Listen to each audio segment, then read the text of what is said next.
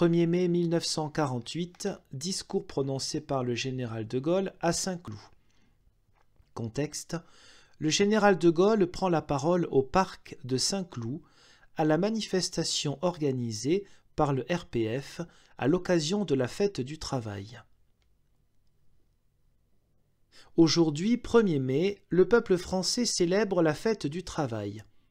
En cette occasion, nous nous donnons à nous-mêmes la joie et le réconfort de nous trouver ici ensemble, nombreux, ardents, fraternels, de nous voir et de nous entendre, animés tous, autant que nous sommes, d'une identique volonté, de nous reconnaître les uns et les autres comme les compagnons d'une seule et même tâche, celle de la rénovation de la France.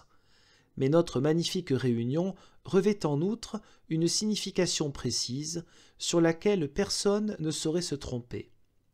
Notre réunion signifie d'abord que c'est du travail, honoré comme il faut et rémunéré à mesure et à proportion du redressement auquel il contribue, que nous voulons faire le moyen de réparer les ruines matérielles et morales qui couvrent notre pauvre terre, le recours contre la misère qui rôde sur le monde, le salut devant la menace d'écrasement et d'asservissement qui charge aujourd'hui l'horizon.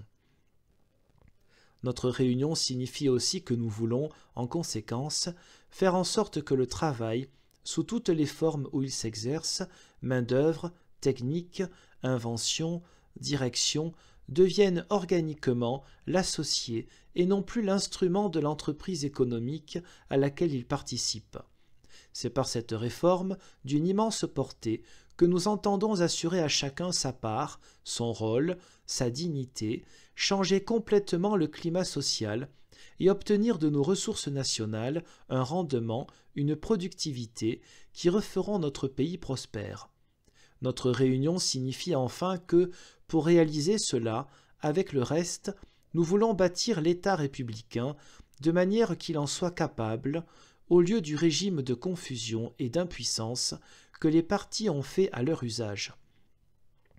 Nous n'avons qu'à nous regarder les uns et les autres pour voir ce que nous sommes et ce que nous valons. Nous sommes le peuple français rassemblé pour se tirer d'affaire. Comme toujours, il y a des obstacles sur la route de la France, ceux qui sont montés par les gens du dehors et ceux que dressent au-dedans de nous-mêmes nos défauts et nos routines. Ces obstacles, comme toujours, les Français ne pourront les passer qu'en s'unissant pour le progrès et le renouveau. Mais ils le font, en voici la preuve éclatante. Nous passerons.